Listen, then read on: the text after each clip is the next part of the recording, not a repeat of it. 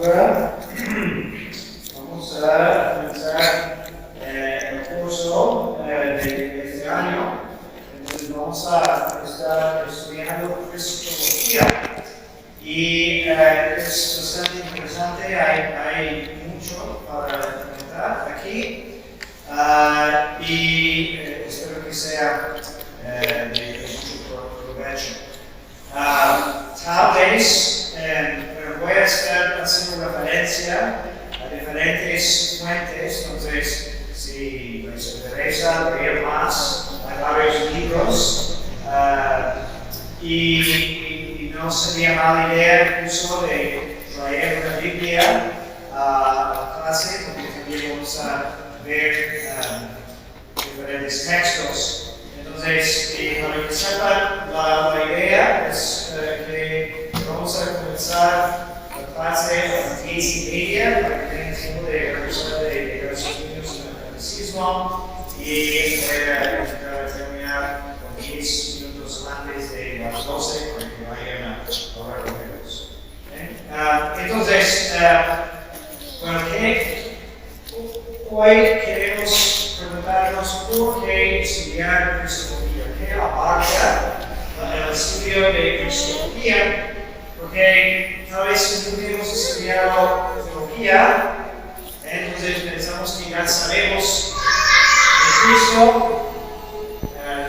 conocemos el credo, sabemos que nació de María la Virgen, que hizo milagros, que enseñó varias cosas, que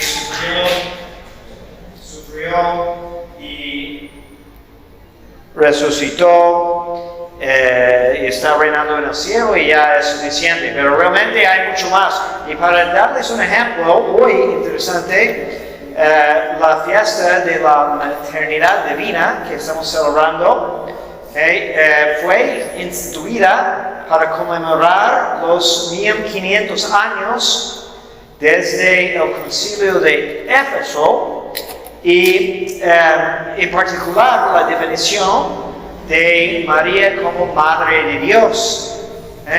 Pero eso fue una gran controversia porque ese título tiene mucho que ver con cómo entendemos Cristo y su naturaleza, la relación entre la naturaleza divina y la naturaleza humana.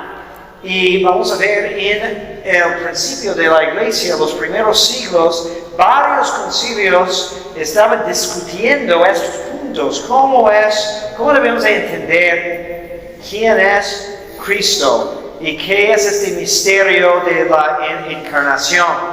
Entonces, después del concilio de Nicea, en 325, entonces, que definió la divinidad del Hijo contra la herejía de los arianos, que decían que Jesús no era Dios, sino el más excelente de todas las criaturas. Entonces, la iglesia seguía buscando cómo explicar bien la relación entre la naturaleza divina y la naturaleza humana. Y que la unión de esas naturalezas se encuentra sobre la persona, no en la divinidad. Vamos a explicar qué significa eso y por qué es importante. Entonces surgió otro hereje, Nestorio, que era patriarca de Constantinopla, es decir, un obispo que propagó una herejía que causó mucho problema en la iglesia. Entonces, él enseñaba que Cristo tenía dos personas, dos sujetos en su ser. Entonces, y tal vez hemos pensado así, de que, bueno, es Dios y es hombre, entonces hay persona humana, hay persona divina. Pero eso es incorrecto y por unas razones muy importantes. Entonces, y por eso, entonces no podemos llamar a María Madre de Dios, porque él decía, no, si esa es la consecuencia de decir que hay una sola persona, entonces eso no podemos aceptar porque Dios no tiene madre. ¿Cómo vamos a decir eso? Entonces, María es madre de la persona humana en Cristo, pero no de la persona divina en Cristo. Pero eso causó mucha controversia. La iglesia quiere decir que María es Theotokos, madre de Dios, pero Nestorio quiere decir que es Christotokos, madre de Cristo solamente. Fue Cirilio de Alejandría que defendía la otra postura de que Cristo tiene unidad personal, unidad de persona. El Verbo eterno de Dios se hizo verdaderamente hombre, asumiendo una naturaleza humana sin dejar de ser Dios. Entonces no hay dos personas en Cristo, sino una sola persona divina, el Verbo de Dios, pero dos naturalezas que están unidas a la única persona divina. Eso es raro, es un milagro, es particular a Cristo porque no hay otro ejemplo de una persona que tiene más de una naturaleza. No se preocupen, vamos a explicar más esos conceptos, pero eso es para darles un pequeño contexto histórico. Entonces decidía que María sí es Madre de Dios. No adoramos a un hombre junto con el Verbo, sino que adoramos a un solo y mismo Cristo, el Verbo encarnado. Entonces, cuando adoramos a Cristo, estamos adorando a Dios, porque Cristo es Dios. Entonces, pues eso fue el debate en el concilio. Luego fue el concilio de Éfeso en 431, que fue Cirilio de Alejandría, que fue legado del Papa, y definió eso, y terminaron con una fórmula doctrinal aprobada por Roma, que dice: confesamos que nuestro Señor Jesucristo, Hijo único de Dios, es perfecto Dios y perfecto hombre, consubstancial al Padre según la divinidad y consubstancial a nosotros según la humanidad, nacido del Padre antes de los siglos, según la divinidad, y de María la Virgen, Madre de Dios, según la humanidad. Y hay muchos otros ejemplos que especialmente en concilios, por ejemplo, luego siguió otra controversia de monofisismo, que unos 20 años después, en el concilio de Calcedonia, tenía que definir que la única persona divina en Cristo sí tiene dos naturalezas, porque la herejía era monofisitismo, es decir, que solo hay una naturaleza, y eso es también un error. Entonces, eso es lo que vamos a estar estudiando, que esas controversias, cómo entender a Cristo. Y para hacerlo práctico, queremos siempre relacionar la doctrina con la vida espiritual. ¿Qué tiene que ver con nuestra vida como cristianos? Entonces, necesitamos ver que Cristo es el verdadero centro de nuestra fe católica. Obviamente, somos cristianos en el primer lugar. Ya me han escuchado decir que no debemos de soltar ese nombre a los protestantes cuando quieren decir: no soy católico, yo soy cristiano. Más bien queremos decir, probablemente eres medio cristiano, porque has tomado algo de cristianismo y dejado otras cosas, porque el verdadero cristianismo se encuentra en la iglesia que Cristo fundó, sabiendo de que no es sin razón de que los protestantes tomaron ese nombre, porque a veces sí puede pasar, especialmente para, no sé, los mexicanos muy marianos, muy guadalupanos, que tenemos mucha devoción a los santos, podemos confundirnos un poco sobre el énfasis correcto y ser muy devotos a la Virgen y no dar el lugar a Cristo como deberíamos. Y eso es también algo que tenemos que cuidar. ¿Okay? Cristo tiene que ser el centro. ¿Okay? Y bueno, la vida espiritual entonces es un proceso de conocer a Cristo mejor y conformarnos o transformarnos en Cristo. Entonces vamos a empezar ahora con una lectura que ya conoce muy bien, el Evangelio de San Mateo, que queremos pues meditar.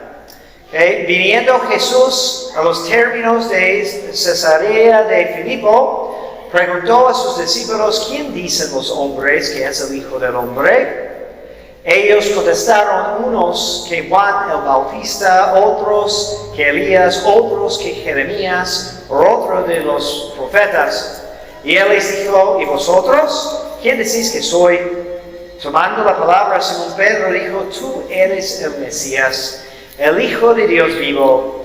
Y Jesús respondiendo dijo: bienaventurado tú, Simón Bar Jonás, porque no es la carne ni la sangre quien esto te ha revelado, sino mi Padre que está en los cielos.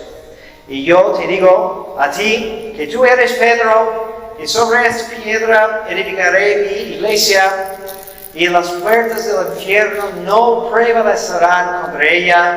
Y yo te daré las llaves del reino de los cielos, y cuanto atares en la tierra será atado en los cielos, y cuanto desatares en la tierra será desatado en los cielos. Entonces leemos eso siempre que celebramos una fiesta de un santo papa, porque Cristo está entregando las llaves de la iglesia a San Pedro como el primer papa, pero en el contexto de Cristología, entonces queremos enfocarnos en esta pregunta que hace Jesús: ¿quién decís que soy? ¿No? Porque Cristo también nos pregunta a nosotros qué opinamos, ¿no? Porque eso es la gran distinción en el mundo, ¿no? ¿Quién decimos que es Cristo? Y es interesante porque su primera respuesta no es una respuesta a su pregunta, ¿no? Bueno, sí, no es lo que él quiere decir, porque primero pregunta: ¿quién dicen los hombres que soy? ¿Qué dice el mundo? Y el mundo tiene muchas opiniones, y algunas muy buenas opiniones, y otros malos. Lo dice aquí entre las respuestas, que además de decir que algunos dicen que eres Juan Bautista, otros Elías, otros profetas, y muy probablemente también había muchos que decían: y un diablo, un impostor, un mentiroso, etc. Y el mundo sigue diciendo todo eso. Porque hay cristianos, siguen a Cristo, admiran a Cristo, pero lo quieren limitar. Quieren decir que Cristo es un gran maestro. Tenemos muchos ejemplos de eso. Pero vamos a descartar sus milagros, ¿no? Cristo fue un gran político, ¿no? Vino para liberarnos del capitalismo y establecer el marxismo en la tierra, etc. No falta eso. Pero luego Cristo dirige la pregunta más al fondo a sus discípulos, ¿no? No ignoran qué dice el mundo. Ustedes que me han acompañado, ¿qué dicen? ¿Sí? Y ellos, es interesante porque no hay respuestas de cada uno, sino es Pedro que toma la palabra, es decir, la iglesia que nos tiene la respuesta, y dice: eres el Cristo de Dios, el Mesías, el Hijo de Dios. Y Cristo le felicita diciendo que lo que acabas de decir no es porque eres muy inteligente, No, ya lo conocía bastante bien. ¿Okay? A Pedro. Pero dice que es lo que ha sido revelado. Que nosotros también necesitamos contemplar eso, de que Cristo no nos pide que formemos una opinión basada en nuestros gustos o caprichos, sino de que recibimos lo que la iglesia nos enseña para aceptar algo que va mucho más allá que nuestra capacidad de comprender.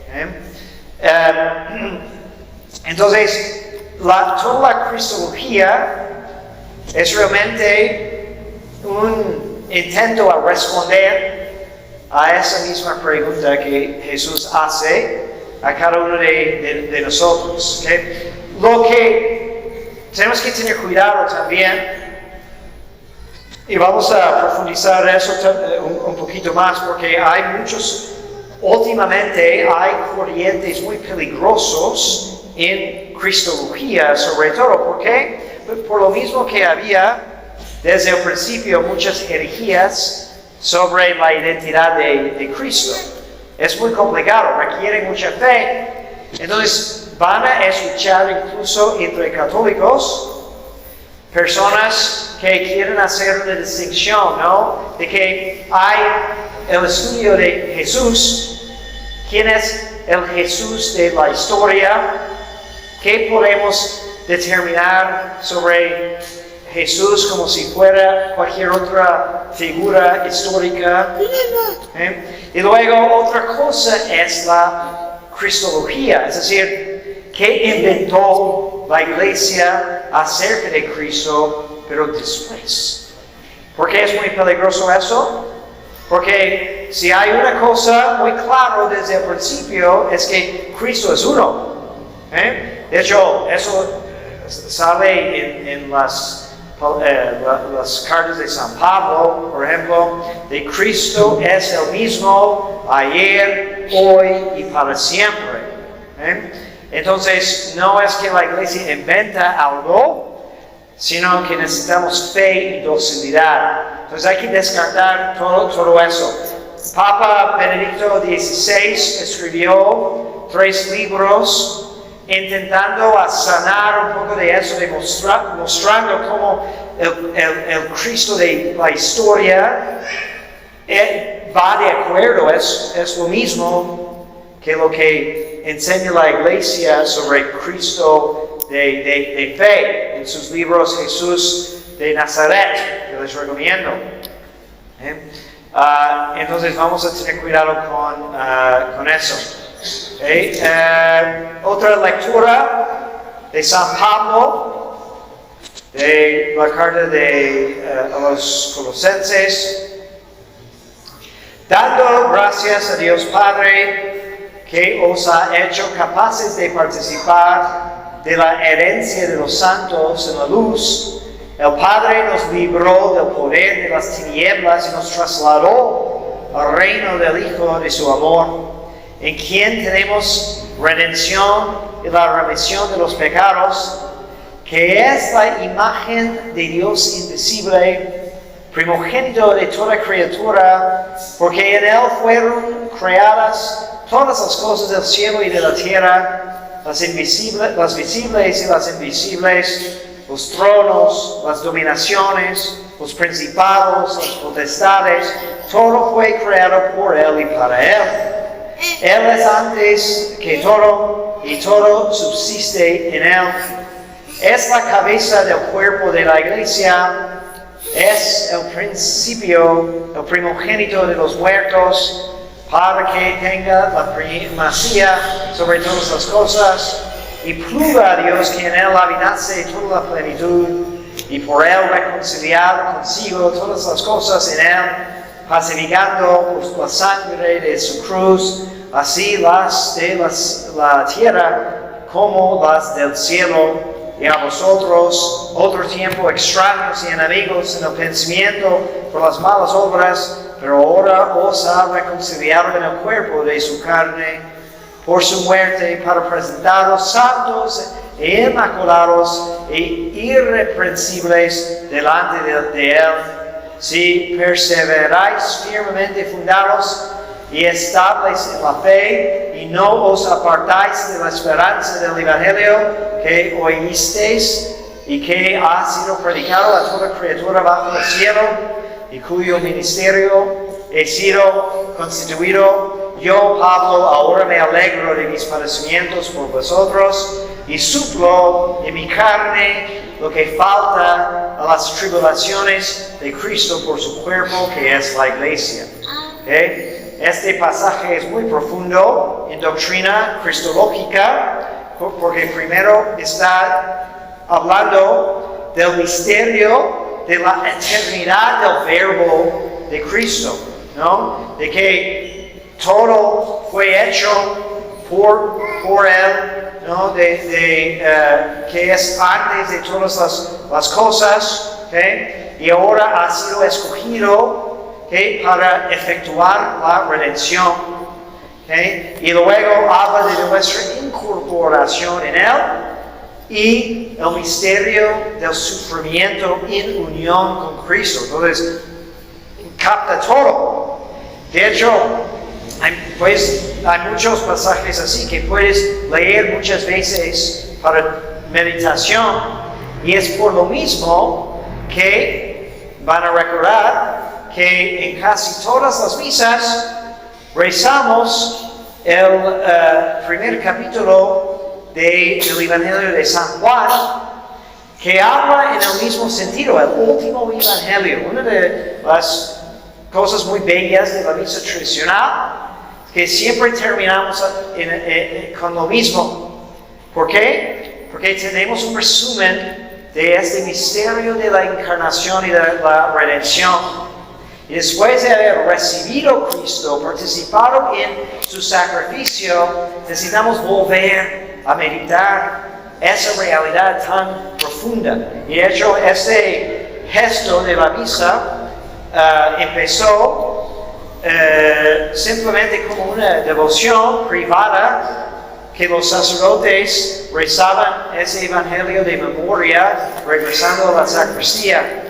Luego los fieles se dieron cuenta de esa costumbre y empezaban a hacer lo mismo. Y luego, cuando todos sabían que todos estaban haciendo eso, pues se empezó a hacer en voz alta. Entonces finalmente la iglesia lo incorporó en la misa, porque va de acuerdo con el sentido de la misa y es tan bonita devoción.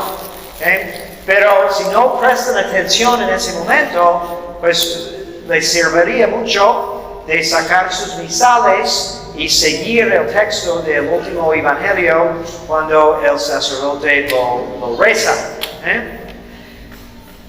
Bien, entonces hay mucho aquí al principio que necesitamos recalcar, que hay muchísimo que podemos decir sobre Cristo.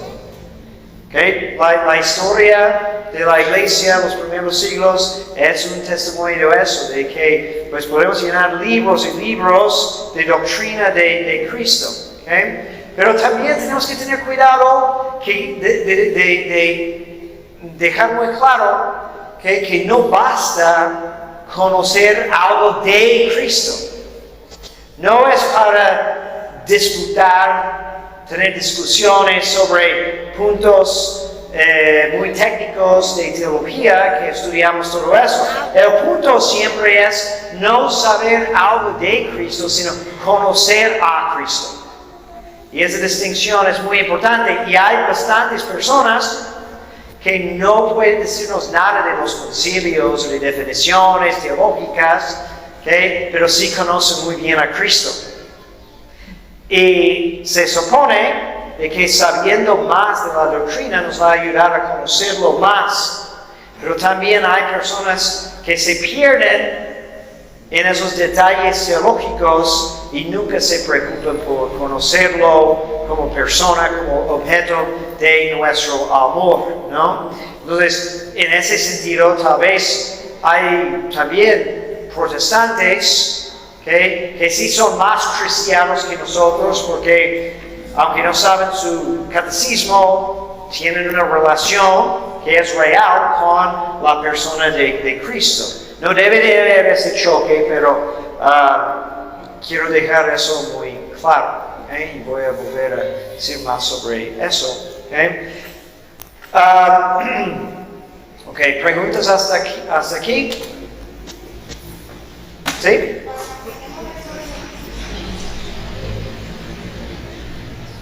¿En cuál momento de la misa es cuando se dice el Evangelio de San Juan? El último evangelio es después de la bendición. Después de la bendición, y luego el sacerdote va otra vez a este lado del altar, y es lo que hay sobre la sacra de este lado, es el último evangelio. Y al final todos hacemos una genuflexión, donde decimos et verbum caro factum est, y luego termina la misa. Gracias.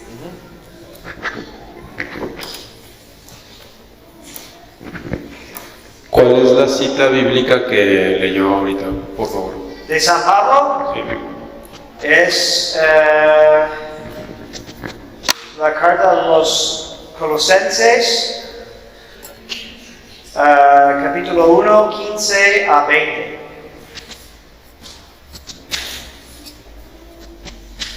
¿Otro? Gracias, Padre. Mi pregunta es acerca del Evangelio que nos leyó. He visto que en algunas espiritualidades New Age, este tipo de comentarios que le hicieron a Jesús sobre la pregunta, de que, bueno, algunos dicen que eres Jeremías, otros dicen que eres alguno de los profetas, pareciera para estos comentaristas que hay una creencia como en una reencarnación. Ajá. ¿Por qué dieron esa respuesta particularmente si Jesús no era Jeremías o Elías o alguno de Ajá. los profetas? Pues es interesante porque refiere a diferentes categorías de personas, porque vemos en otro lado que Herodes está como queriendo saber más de Jesús, y él expresa esa opinión de que tal vez dicen que es Juan Bautista que volvió a la vida, y luego explica cómo Herodes mató a Juan Bautista. Entonces piensan que es una resucitación o algo. ¿Okay? Y también había la profecía de que antes del tiempo del Mesías iba a regresar Elías. ¿Okay? Entonces eso también fue muy corriente. De hecho, San Juan Bautista tiene unas frases que vienen directamente de Elías, porque él está poniéndose en la persona, no como una reencarnación de Elías, sino en el espíritu de Elías para preparar el camino del Mesías. Entonces, y supongo de que por lo mismo dicen por Jeremías o otro de los profetas, de que es también, es decir, que es menos del Mesías. No quieren admitir que ya llegó el Mesías, sino todavía estamos en la preparación. Gracias. Ok, pasamos ahora a considerar a Santo Tomás de Aquino, en su Suma Teológica, en la tercera parte, la primera pregunta, primer artículo, Santo Tomás pregunta si era conveniente que Cristo se encarnara. Es decir, fue necesario o conveniente cuando Santo Tomás dice eso, si está preguntando en efecto, ¿fue lo mejor? ¿O hubiera hecho Dios otra cosa? ¿No? Conveniencia. ¿Okay? Y a veces también pregunta si era necesario de que pasara eso. Entonces, ¿por qué la encarnación? ¿Okay? Y dice, hay varias razones, pero su razón principal es algo que menciona San Pablo, que acabamos de escuchar. Era muy conveniente que las cosas invisibles se conocen por los visibles. Por eso fue creado el mundo.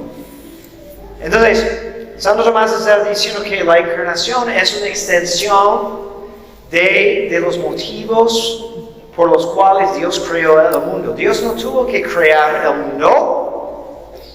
Él tenía suficiencia en sí, pero quería mostrar en lo externo su bondad. Entonces, en cosas visibles que criaturas materiales pueden percibir, vemos la bondad de Dios. Por eso creó el mundo. Pero cuando era necesario, hubo una necesidad de redimir el hombre, pues es también lo mismo.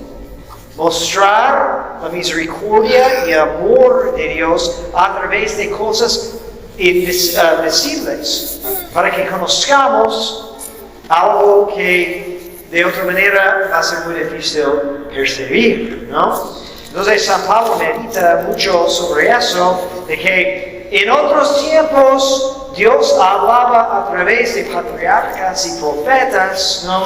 Pero de todos modos se endurecieron los corazones.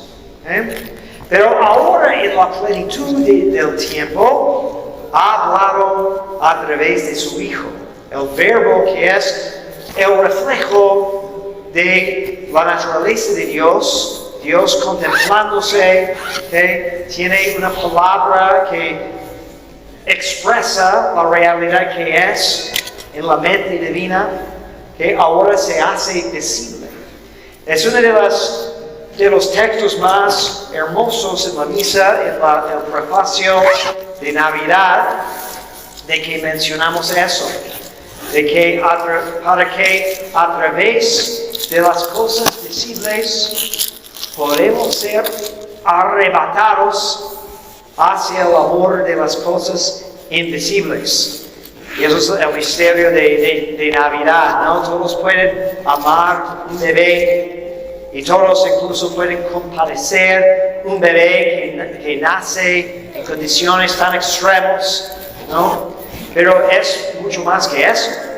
Entonces nuestro amor natural se arrebata, se eleva hacia las cosas divinas. Y esa es la compasión de Dios, mostrarnos algo que podemos entender para elevarnos a algo mucho más sublime.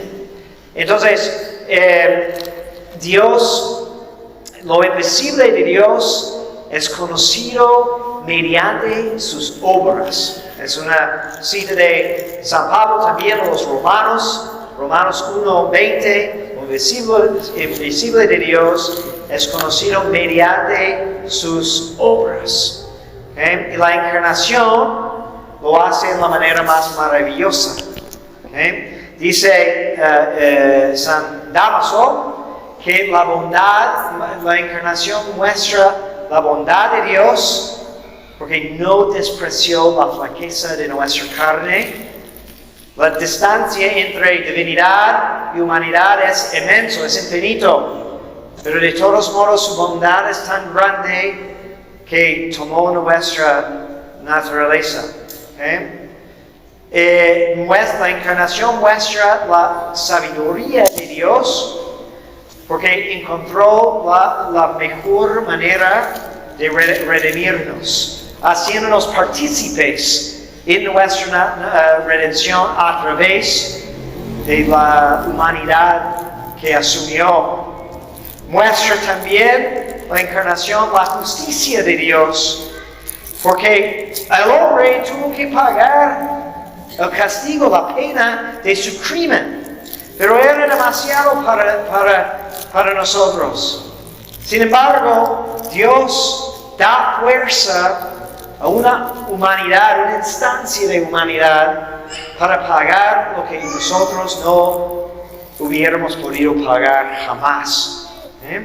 También muestra el poder de Dios, porque venció en su humanidad todo lo peor que podemos imaginar, el pecado y la muerte. Entonces debemos de dar gracias siempre por la encarnación, ¿okay? Porque nos muestra tantas cosas de Dios. La naturaleza del bien, el bien en sí, bondad en sí, ¿okay? Es de comunicarse, tiene que compartir, ¿okay? Se difunde. ¿Okay? Entonces, dice Santo Tomás, si toda bondad tiene esa tendencia de ser compartida con más, ¿no? De difundirse, entonces conviene que el sumo bien tiene que difundirse en una manera superlativa, la mejor manera posible. Y eso hizo Dios en la encarnación.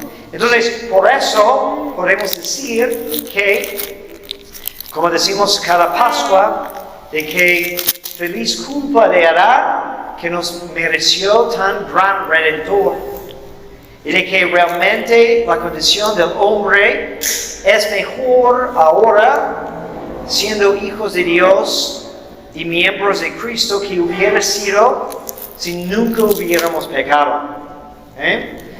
Pero solamente se puede entender eso si realmente conocemos Cristo, si nos enamoramos con Cristo y entendemos lo que es el efecto de la gracia.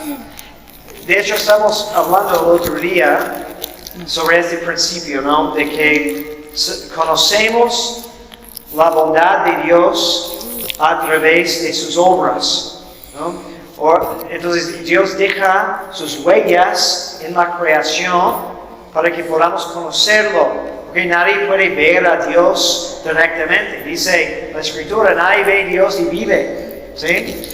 Entonces, pero el mundo no quiere admitir eso. Para los que no tienen fe, eso es un concepto difícil, ¿no? De ver las evidencias de Dios a través de sus efectos. Queremos como ciencia empírica en que podemos medir con instrumentos y todo eso, pero al mismo tiempo hay muchas cosas. Alguien me dio el ejemplo, ¿no? De que hay cosas astrológicas que no podemos ver, solo vemos efectos, ¿no? Como esta fuerza afecta la Tierra, pero tenemos mucha confianza de decir que, bueno, sí existe eso, hay estrellas de este tipo, hay todos esos fenómenos que nadie puede ver, ni con instrumentos ni nada, pero tenemos mucha confianza por los efectos que llegan a la Tierra. ¿Okay? Entonces, pero después de más trabajo hacer lo mismo con las cosas de Dios. Luego otra. Okay. Sí. Dice luego otro texto que entonces podemos encontrar mucho sobre Cristo en la Suma Teológica de Santo Tomás de Aquino. Que otro libro, tal vez un poco más accesible, que les puedo recomendar, es por el padre Antonio Arroyo Marín. Este libro existe en PDF, que se llama Jesucristo y la vida cristiana. Y dice Arroyo Marín que Cristo es el centro de toda la vida espiritual. Fuera de Él no hay santidad posible. Y bueno, y por ende, si no hay santidad posible, también sabemos que no hay salvación posible. Entonces eso es un punto controversial, pero muy básico. Toda gracia, después del pecado original, toda gracia que tiene cualquier hombre, aunque no conozca explícitamente a Jesús, solo viene a través de Jesús. Y eso incluye las gracias que recibían las personas en ese lapso entre el pecado original y todo el tiempo de la espera de la venida de Cristo, porque Dios sí mandaba gracias, pero mandaba gracias en anticipación de la cruz de Cristo. Entonces, cuando contemplamos las figuras de Cristo, por ejemplo, el Cordero Pascual y las muchas generaciones que celebraban la Pascua, matando un cordero, ¿okay? y siguiendo todo el rito, conmemorando cuando Dios los liberó de Egipto y todo eso, dice Santo Tomás que el valor de eso tenía valor para los judíos, pero no en sí. Tenía valor solamente porque fue en efecto como una misa en anticipación. Señalaba hacia la cruz. Y mientras tenían fe en el poder de Dios de salvarlos de esclavitud, aunque una esclavitud mayor, no solamente física, pero salvarnos de una esclavitud a través de un sacrificio ajeno o representativo, es decir, que el Cordero moría por los judíos y en realidad la muerte del Cordero no tenía nada que ver con el ángel de la muerte que brincaba esas casas, excepto que Dios dijo que sí, los que tenían eso, los que hacen eso, se van a salvar. Pero es solamente una preparación. Y esas generaciones no veían, obviamente, el cumplimiento, pero en la historia es como un ensayo. Entonces, en la misma manera, por un lado, pero más perfecto, nuestra participación en la misa también nos dirige hacia ese punto clave cuando Jesús murió en la cruz, pero ahora estamos en los tiempos después. Pero todo se dirige, todo mira hacia la cruz. Entonces, toda gracia viene de Cristo y su muerte en la cruz. Por eso decimos que Cristo es la causa de toda gracia. Y en diferentes maneras que vamos a explicar. Y es el instrumento de la gracia que nosotros recibimos.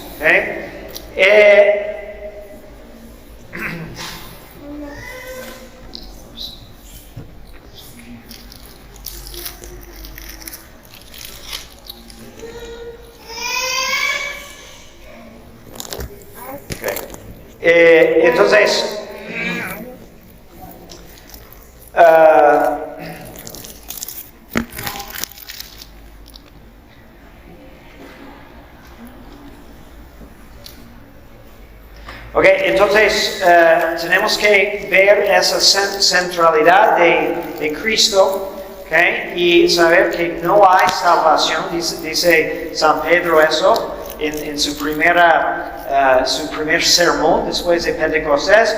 No hay otro nombre bajo el cielo por el cual podemos salvarnos, ¿no? Aparte de Cristo.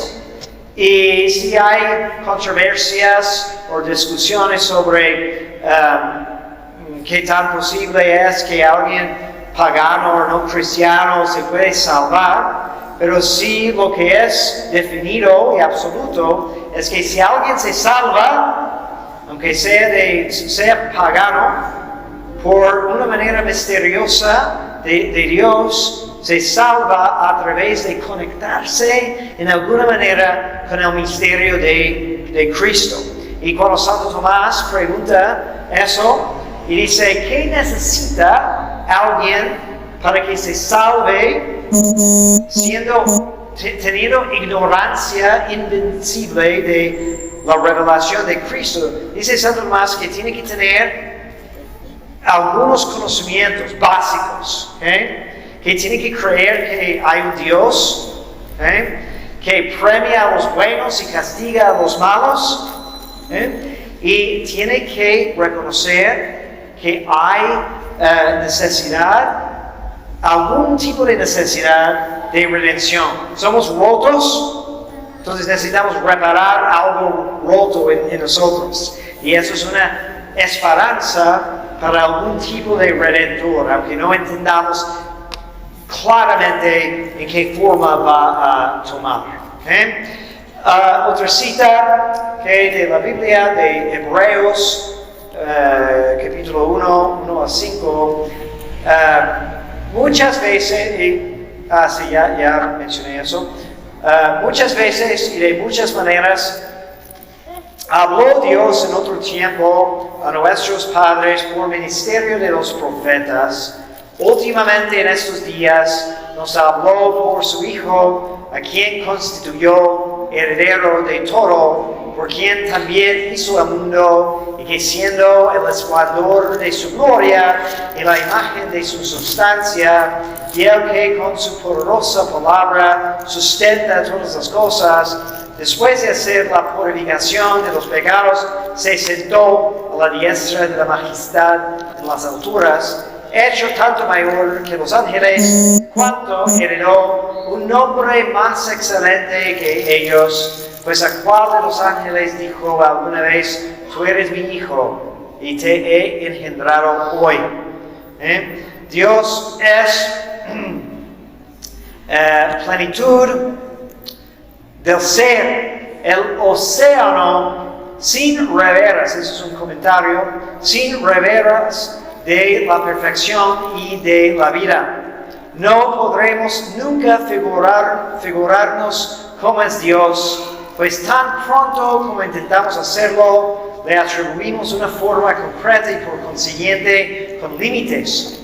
Por mucho que queramos ensanchar esos límites, no alcanzaremos jamás la infinitud de Dios. Dios es el ser mismo, el ser necesario, el ser subsistente por sí mismo, que posee en su plenitud todas las perfecciones.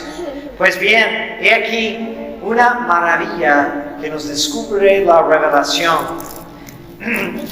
Eso es de un libro de el abad Marmion, que también les recomiendo mucho, que se llama Jesús, la vida del alma. Pues viene aquí una maravilla que nos descubre la revelación. En Dios hay fecundidad, posee una paternidad espiritual e inefable, es Padre, y como tal, principio de toda vida divina en la Santísima Trinidad. Dios, inteligencia infinita, se comprende perfectamente en un solo acto, ve todo lo que es y cuanto hay en él. De una sola mirada abarca, por así decirlo, la plenitud de sus perfecciones, y en una sola idea, en una palabra que agota su conocimiento, expresa ese mismo conocimiento infinito. Esa idea concebida por la inteligencia eterna, esa palabra por la cual se expresa Dios, es sí mismo, es el Verbo. La fe nos dice también que ese Verbo es Dios, porque posee, o mejor dicho, es con el Padre una misma naturaleza divina, y porque el Padre comunica ese Verbo una naturaleza no solo semejante, sino idéntica a la suya. La Sagrada Escritura nos dice que le engendra y por eso llama el Verbo Hijo. Los libros inspirados presentan la voz inefable de Dios que contempla su Hijo y proclama la bienaventuranza de su eterna fecundidad. Del seno de la divinidad, antes de crear la luz, te engendré, dice el Salmo. Y luego, tú eres mi Hijo muy amado, en quien tengo todas mis complacencias. Mateo 1:11. Por eso puede Jesús reprender a sus discípulos, ¿no? Cuando dice Felipe, ahora nos vas a mostrar el Padre, y dice, tanto tiempo he estado y aún no comprendes. ¿Quién me ve? Ve el Padre, ¿no? Ese Hijo es perfecto. Posee con el Padre todas las perfecciones divinas, salvo la propiedad de ser Padre. En su perfección iguala al Padre por la unidad de naturaleza. Las criaturas no pueden comunicar sino una naturaleza semejante a la suya, que Dios engendra a Dios y le da su propia naturaleza, y por lo mismo engendra lo infinito, se contempla en otra persona que es su igual, y tan igual que entre ambos son una misma cosa, pues poseen una sola naturaleza divina, y el Hijo agota la fecundidad eterna, por lo cual es una misma cosa con el Padre. Finalmente, ese Hijo muy amado, igual al Padre y con todo distinto de Él y persona divina como Él, no se separa del Padre. El Verbo vive siempre en la inteligencia infinita que le concibe, y el Hijo mora siempre en el seno del Padre que le engendra, mora por unidad de naturaleza y mora también por el amor que Padre e Hijo se tienen. De ese amor, como de principio único, procede el Espíritu Santo, amor substancial del Padre y del Hijo. ¿Veis ahora cuál es el orden misterioso de las comunicaciones inefables de la vida íntima de Dios en la Santísima Trinidad? Entonces, volviendo a lo que dice Santo Tomás, que la encarnación muestra a través de cosas visibles o invisible. Cuando contemplamos a Cristo visiblemente en su humanidad, estamos viendo ese misterio tan sublime que describe este autor. Y hay muchos otros que han intentado describir este misterio. ¿Okay? Entonces, nosotros no podemos santificarnos aparte de Cristo, no podemos salvarnos aparte de Cristo. Entonces, dice este mismo Don Marmion, santificación es solamente cristificación. ¿Okay? Luego dice, cristificación es crucificación. ¿Sí? El cristiano tiene que convertirse en otro Cristo. ¿Okay? Y hacer todo lo que hizo Cristo místicamente, incluso la cruz. ¿Sí? Dice, creo que es la imitación de Cristo, ¿no? Cristo tiene muchos amantes en sus milagros, en la última cena, en Belén, pero no todos le siguen hasta el Calvario. Pero el proceso de santificación es seguir con Él hasta el fin, a través de la cruz hasta la resurrección. Entonces Jesús dice también, yo soy el camino, la verdad y la vida. ¿Okay? Y no es simplemente una expresión, es una realidad. Entonces podemos analizar, ¿no? De Cristo es camino, ¿okay? Porque santificación es una participación en su vida. Cristo es camino, ¿okay? Porque la preocupación del cristiano tiene que ser cómo vivo la vida de Cristo. ¿Sí? Tenemos que dejar circular su vida por nuestras venas espirituales, ¿okay? Sin poner obstáculos, ¿no? Okay. Si tomamos la analogía de la vida corporal, ¿okay? La sangre tiene que fluir, ¿okay? Y si hay un obstáculo, hay un infarto y se acaba la vida, ¿no? Entonces cuando dejamos de decir que, bueno, Cristo puede influir en mi vida, pero hasta acá y no más, entonces es como hacer un infarto espiritual y hay problemas, muere. ¿Okay? No, entonces solo seremos santos en la medida en que la vida de Cristo se difunda en nosotros. Cristo es el único camino, ¿okay? No es Cristo sino es que todo lo demás se conforme a Cristo. ¿Sí? Entonces hay otra expresión en la misa que nos da mucho para meditar. Terminamos el canon de la misa, ¿okay? la parte más sagrada de la misa, ¿okay? Con la elevación menor, donde decimos cum ipso et in ipso per ipsum et in ipso, cum ipso et in ipso, okay? Y hacemos las 3 cruces con la hostia, okay? Pero si nos ponemos a reflexionar un poco, ¿no? Per ipsum, por medio de él, cum ipso, con él, in ipso, okay? In él, okay? Toda gloria y honor por siempre, por los siglos de los siglos. Amén. Y concluimos la oración más potente de la vida cristiana con esas palabras. Es decir, que ahora que se realizó eso sobre el altar, ahora llevamos la tarea de efectuar eso. ¿Okay? De que radie sus efectos por todos lados. ¿Okay? Dice Santa Isabel de la Trinidad, ¿okay? Una santa carmelita, que hablaba mucho de la morada de la Santísima Trinidad en el alma, ¿okay? Y ella dice, quiero ser fascinada por él para que ya no puedo salir de su flujo, ¿no? Para que se haga en mi alma como otra encarnación del Verbo, prestarle otra humanidad místicamente. Entonces es un misterio de que habla San Pablo, ¿no? De que quiere ser totalmente revestido de Cristo. Cristo es la verdad.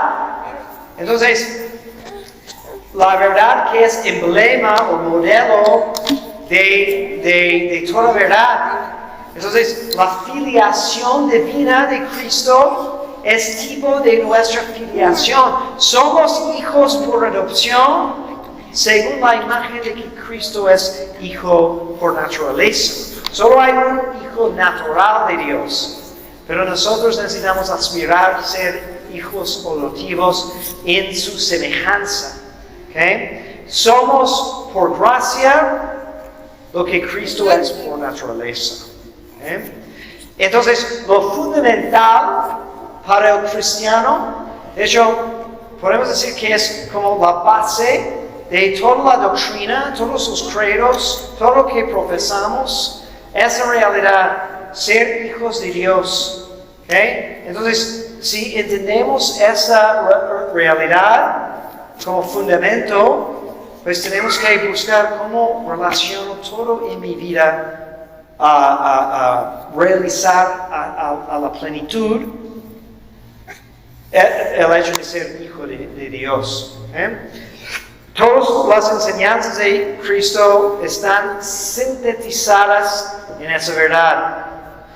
Cristo es verdad porque es modelo de todas las virtudes. Practicaba lo que enseñaba. Entonces podemos modelar nuestra vida según él. En su doctrina, lo que enseñaba, ¿okay? Está cuando predicaba. Por eso decían los fariseos, hay una escena cuando mandan los fariseos unos para arrestarlo porque sabían que iba a estar predicando en el templo, y en vez de llevarlo empiezan a discutir y luego salen solos y dicen, ¿por qué no lo llevaron? Y dice, es que nadie ha hablado como este, ¿no? Con autoridad y veracidad.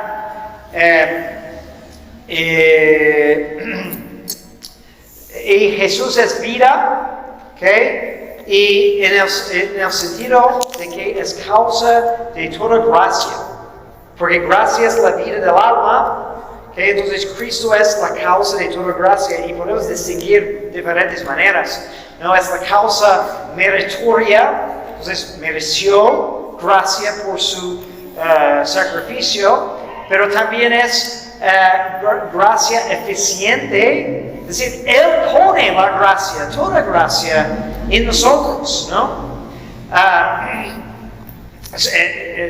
Dice un santo, San Luis María de Montfort, ¿no? Dice de que va a ser una realidad sorprendente para los protestantes, que si alguno llega al cielo, que se va a dar cuenta que todas las gracias que ha recibido, recibió a través de las manos de María. que tanto odiaba en su vida o despreciaba, pero igual podemos decir para el musulmán, para el judío, para el pagano, si uno se salva, va a ser una sorpresa muy grande darse cuenta de que cualquier bien o vida que tiene ha recibido a través de Cristo, fue causada por Cristo. Y es fuente de vida sobrenatural a través de la fe, a través de los sacramentos.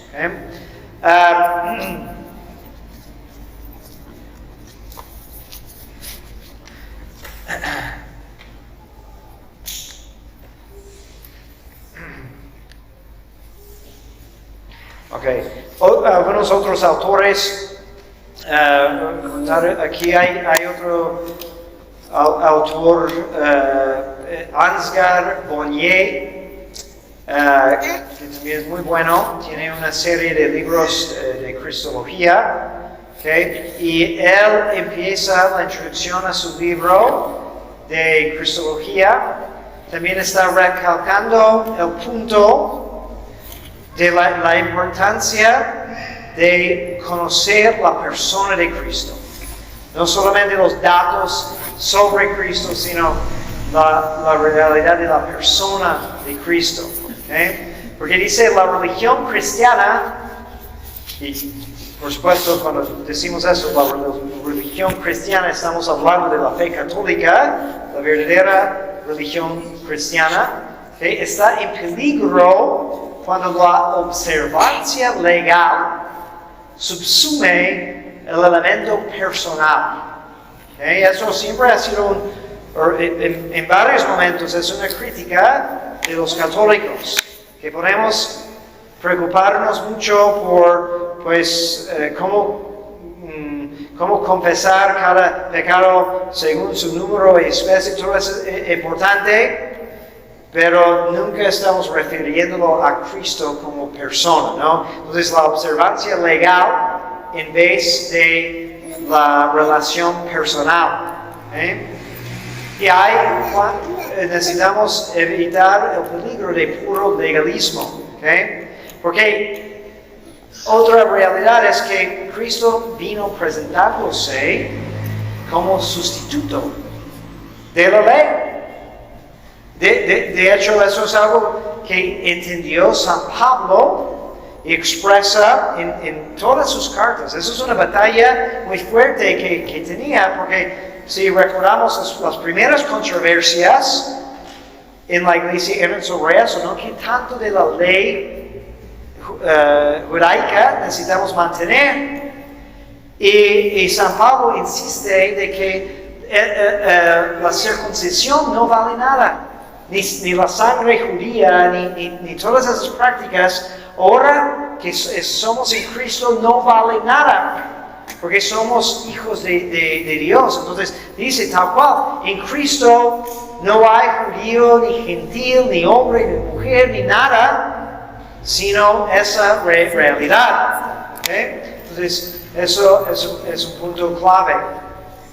Claro que sí, que no estamos diciendo eso es el otro extremo, es el extremo protestante, donde lo toman como excusa de descartar toda orden o toda teología y decir que, bueno, mi relación con Cristo es puro sentimentalismo. Pero sabemos que eso no existe en realidad. Si tenemos una familia, nuestro hogar no puede basarse en puros sentimentalismos, tenemos que tener orden. Hay reglamentos en toda sociedad. Y obviamente tampoco puede significar que Cristo es diferente para cada persona. Es decir, yo tengo mi concepto de Cristo y tú tienes tu concepto y todo está bien, ¿no? Cristo nada más me afirma, ¿no? Eso me molesta bastante, ¿no? Porque a veces escuchas los que quieren promover otro tipo de moralidad. Estaba escuchando un debate hace poco, ¿no? Son cristiano liberal, hasta ministro protestante. Y está debatiendo, no sé si han escuchado de Joe Rogan, que tiene un podcast muy famoso, ¿sí? Y él no tiene ninguna profesión de fe como tal, pero hace algunas entrevistas interesantes. Y la crítica es, oh no, los cristianos siempre son muy de la derecha y se obsesionan con cosas sexuales y se meten en tu dormitorio, en tu vida privada, etc. Y dice esta persona, no, es que yo quería tumbar esos estereotipos, ¿no? Por eso fui al seminario. Y dice, la realidad es que Cristo nunca condenó la homosexualidad, el transgeneroísmo, todas esas cosas. Y por supuesto, no existían esos términos. Pero si lo que estás intentando presentar es que Cristo vino para aceptar a cada persona tal como es, sin exigir nada, sin imponer ninguna regla, estás siguiendo una caricatura de tu propia invención. No, eso no es realidad, porque el Evangelio sí nos muestra un Cristo que fue severo con muchas cosas, fue misericordioso, pero cuando perdonó a la mujer adúltera, sí le dijo, no te condeno, pero vete y no peques más. Entonces, Cristo es es el más exigente porque es la verdad misma. Entonces, tenemos que encontrar la verdad en medio de extremos, ¿no? Entonces, por un lado es el extremo de una religión muy legalista y eso también abarca a las personas supersticiosas, ¿no? De que nada más tengo que tener 20 kilos de sal exorcizada y estoy bien. Eso pasa aquí. No sé quién es. A veces me ponen más sal que hay en el mar ahí para... entonces tenemos que evitar esos extremos, pero también tenemos que evitar el otro extremo. Sí, tenemos que tener una relación personal con Cristo. Pero fíjense que cuando amas a una persona, no estás libre de cambiar a esa persona en otra cosa que no es, ¿verdad? Amas a tu esposa y si quieres que tal vez que sea mejor, te molestan sus defectos y todo eso, pero te estás casando con una persona real y no con las millones y millones de otras personas que existen. Entonces, tenemos que fijarnos en eso. Entonces, el punto de este autor, como introducción, es que necesitamos esa relación personal con Cristo. ¿Y qué tiene que ver entonces esas discusiones o investigaciones doctrinales, metafísicas y tal vez voy a decir muchas cosas que pues no entienden, son muy técnicas, ¿no? Pero el punto es que las verdades teológicas, metafísicas nos ayudan a comprender la realidad de Cristo. No son aburridas y irrelevantes, sino indispensables para entrar más en el misterio de su persona. Entonces, necesitamos entender Cristo como persona. Y por último, ¿dónde fue este otro punto que quería mencionar? ¿Qué otro libro que quiero recomendar? Es que se llama Jesús y su amor por nosotros, la vida íntima de Jesucristo, por el padre Garrigou Lagrange. Y dice el mismo punto. Todos los teólogos buenos empiezan con este punto. ¿okay? De que Cristo tiene que ser el centro, la obsesión de nuestra vida, ¿okay? Y por eso vale la pena estudiar todas esas ideas, ¿no? Y empieza meditando sobre el llamamiento que tenemos todos para llevar a cabo una vida interior. Tenemos que no vivir solamente para este mundo, sino reflexionar.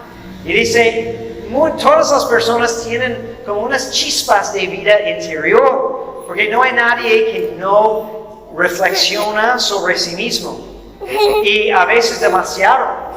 Y si somos honestos, pasamos muchos ratos conversando con nosotros mismos, ¿no? Y no queremos que nadie se dé cuenta, pero todos tenemos la misma experiencia. Pero dice el Padre, ¿qué pasaría, qué hermoso sería y qué tanto más provechoso, en vez de conversar con nosotros mismos, si empecemos a dedicar un poco de ese tiempo a conversar con Jesús, ¿okay? Que debemos de encontrar en la intimidad del interior, ¿okay? Entonces, pero el problema es, porque muchos hombres nunca llegan a eso, nos cuesta tanto, aún siendo cristianos, tener esa vida interior, íntima con Cristo. ¿Por qué nos cuesta tanto? Porque nos amamos demasiado. Somos muy enamorados con nosotros mismos, ¿no? Entonces, Cristo no tolera competencia. Entonces, pues no le damos oportunidad. Entonces, lo que necesita el cristiano después de recibir la gracia de Dios en su bautismo, necesita intentar amar más el bien que a sí mismo. Y el trayecto natural, aún alguien que no tiene bautismo, pero tiene como inspiración de una gracia que es anterior a su conversión, es que Dios está intentando corregir esa desorientación. En vez de ver solamente a uno mismo, de amar el bien, algo más grande que uno. Y si seguimos ese trayecto, eso nos lleva hasta conocer la realidad de Dios, que se expresa perfectamente en la persona de Jesucristo. Entonces, Cristo es el anhelo de todo corazón, aunque no lo sepa. Y necesitamos intentar poner en práctica lo que dice San Pablo: para mí vivir es Cristo. La vida del hombre no es, la vida de este mundo no es lo que más me interesa. Necesito estar preocupado con la vida de Cristo. Vivir en ese sentido, para mí vivir es Cristo, refiere a su deseo o afecto principal, el eje de su existencia. Entonces, sobre eso podemos medir qué tan cristianos somos, ¿no? Si estoy viviendo todo lo que hago, todo lo que pienso, todo lo que digo, según la regla de Cristo. Y en los momentos más como tranquilos, desocupados, ¿dónde van naturalmente mis afectos, mis pensamientos? Para el cristiano siempre es decir que vuelvo sobre las realidades de Cristo, de Dios. Pero para la persona todavía muy imperfecta, pues va a pensar más en sus series, sus redes sociales, sus preocupaciones de la vida, ¿no? Y tenemos esa lucha que tenemos que ir purificando. Dice San Juan de la Cruz que los misterios de Cristo son como tantas cavernas tan profundas que nunca vamos a llegar al abismo. Podemos pasar toda la eternidad excavando. Dice Santo Tomás de Aquino, los misterios de Cristo son inexhaustibles y que los doctores más sabios apenas han rasgado la superficie de lo que hay para saber. Y todo eso es para inspirar a un amor, un enamoramiento. ¿Ok? Entonces, eso es pues una introducción al tema. ¿Ok? Y podemos darnos la tarea de preguntarnos, poner en oración esa pregunta con que empezamos, lo que Cristo hace a cada uno de nosotros. ¿Quién decís que soy yo? ¿Qué contesto? Y también cuando estamos en misa, ya les di 2 puntos cristológicos que pueden meditar con más profundidad: el último evangelio y la elevación menor, el ipso, y uno más, para los domingos, que es cuando rezamos el credo, y vamos en la misa tradicional, hacemos algo que no hacen en la misa nueva, pero cuando cantamos el misterio de la encarnación, es interesante, aún no lo hacemos cuando hablamos de su muerte, sino de su encarnación. ¿Qué hacemos? Nos hincamos, ¿sí? Por reverencia de la humildad de Cristo que tomó nuestra naturaleza. Entonces, que meditemos con profundidad esa realidad. ¿Okay? ¿Alguna duda? ¿Alguna pregunta?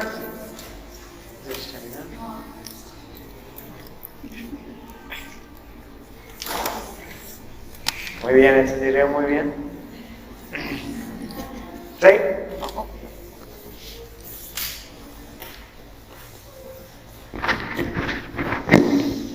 Nosotros, los que tenemos fe, creemos que todo es providencia de Dios, que todo es gracia.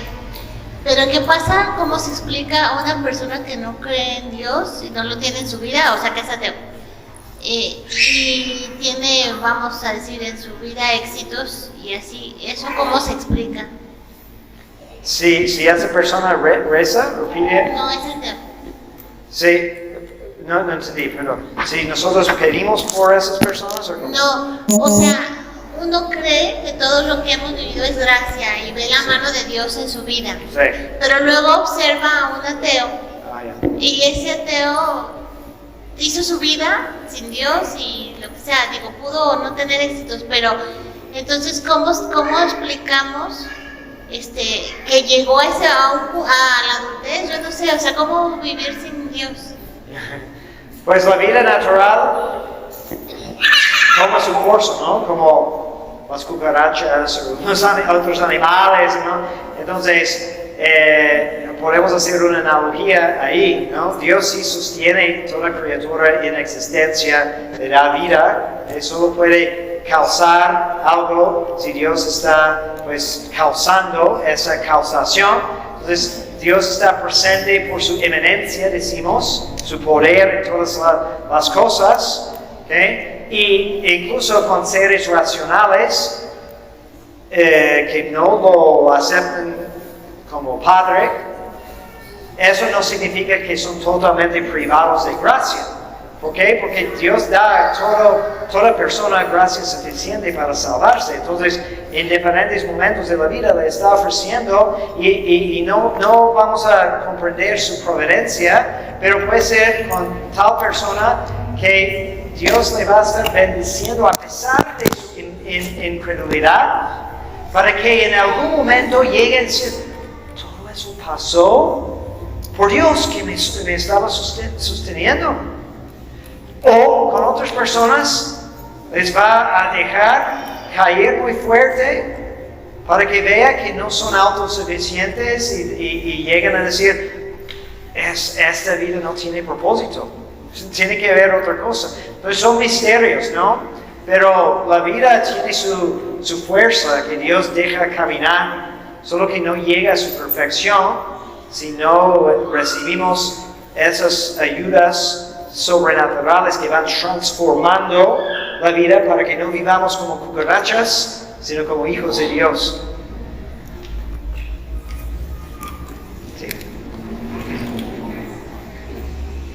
Sí.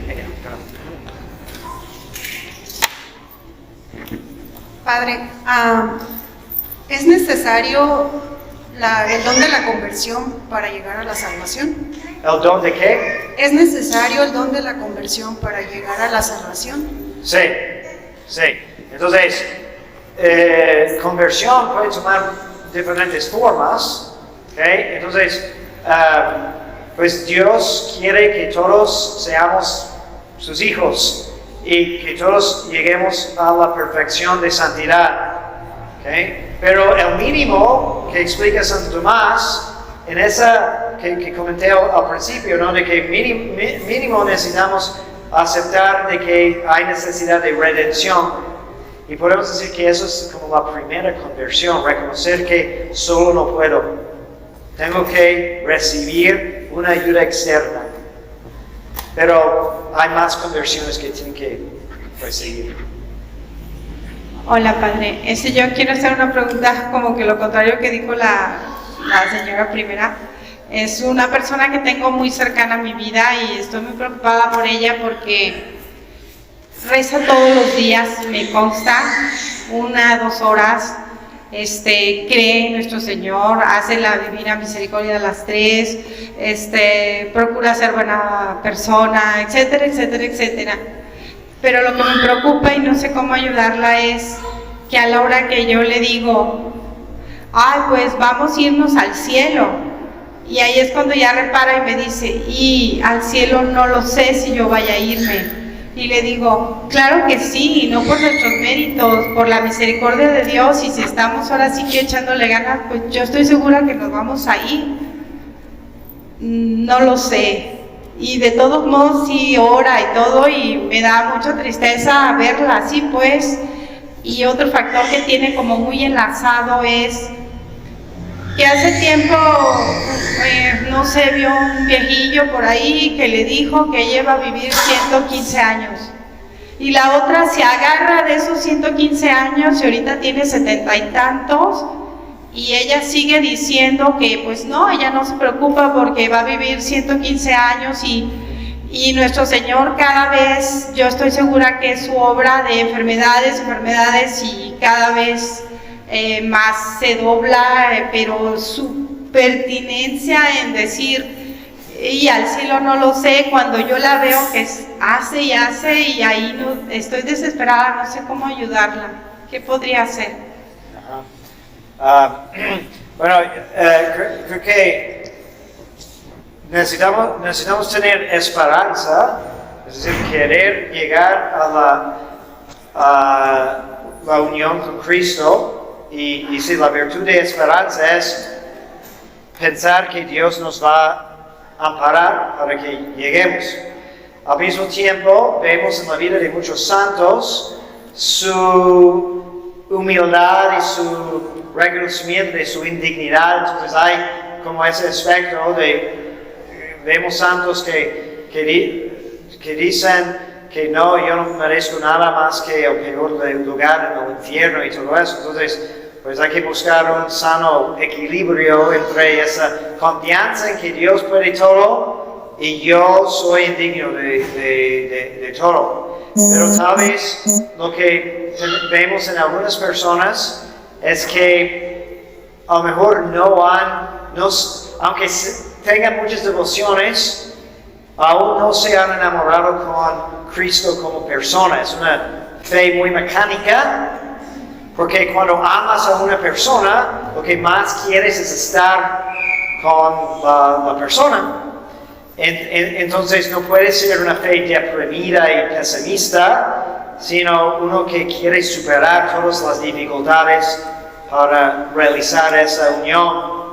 Entonces hay que pedirle la gracia de que tenga esa otra conversión, tal vez, que vea más allá que sus muchas devociones a la persona de Cristo. Tal vez falta algo en su formación, porque uno puede entender que debe de rezar el rosario, pero que, por ejemplo, nunca ha leído el Evangelio por su cuenta, ¿no?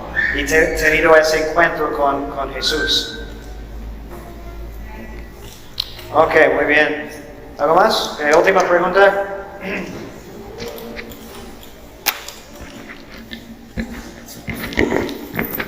Padre, yo tengo una persona que aprecio mucho, anda metida en ideas del nueva era, etc. Y un día pues tuvimos una fuerte discusión. él dice que Cristo fue el primer comunista. Que porque él quería que, ya saben, ¿no? El típico discurso de la igualdad, etc. Y yo realmente no supe cómo argumentar de la manera más precisa con él, porque bueno, me gusta hacer debate con las personas de mi gremio, y quisiera preguntarle como ahí cómo puedo prepararme para este tipo de pláticas. Gracias. Bueno, hay mucha influencia aquí en América Latina de la teología de la liberación, que precisamente dice eso, que Cristo es principalmente un comunista, ¿no? Que vino para realizar lo que opinaba Karl Marx, etc. ¿Okay? Es una tontería, obviamente. Yo creo que Cristo no fue político. ¿Sí? De hecho, cuando hay cuestiones políticas, que digo, ¿no? ¿De quién es la imagen en la moneda, no? Pues da a César lo que es de César y a Dios lo que es de Dios. Y sí, mandaba respetar la autoridad, pero yo no lo veo opinando sobre esas cuestiones. Además, decir que Cristo es comunista es absurdo, ¿no? Porque el comunismo no existió en ese tiempo. Es algo mucho después, estamos proyectando hacia atrás. Y en cada edad ha habido una tendencia de rehacer Cristo según la moda de los tiempos, ¿verdad? Y eso es una tendencia. Si lo que quiere decir es que si Cristo animaba a sus discípulos de ser pobres, tiene eso en común con comunistas, ¿no? De hacer que la gente sea pobre, pero no en la misma manera para nada. Y cuando pensamos en la perfección evangélica, la pobreza o el espíritu de comunidad que tienen en un monasterio donde nadie tiene ninguna posesión, pero comparten todo, las primeras comunidades cristianas donde tenían todo en común, vendían todo para el bien común. Eso es muy distinto que una forma política donde decimos que el Estado tiránico va a manejar los medios de producción. Entonces es como es hablar de un círculo cuadrado. Muy bien. Ok, muchas gracias. Benedictio de omnipotentis, Patris et Filii et Spiritus Sancti, descendat super vos et manet semper. Amen.